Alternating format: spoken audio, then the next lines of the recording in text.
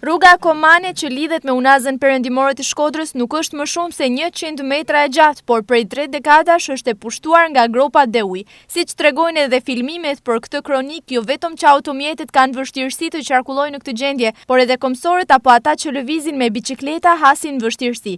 Qytetarët thonë se thjesht është nënvlerësuar sepse për një rrugë kaq të shkurtër nuk është problem të investohet për ta rregulluar dhe me këtë histori ka mbetur prej më shumë se 3 dekadash sa nuk mbahet mend kur është rregulluar për herë të fundit. Unë se majmen sa ma në herë qysh para 30 djetë qa ku dirën se kur ka kanë fidan ishtë janë punë.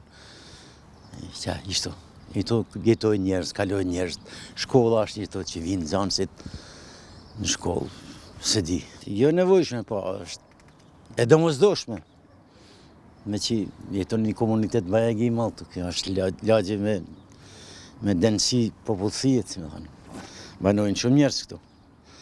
Mi po që as ka kullime ujnash, as qasja rruga. Për një të smur, për një ashtu. Për i tonë edhe ambulanca marrë me qu.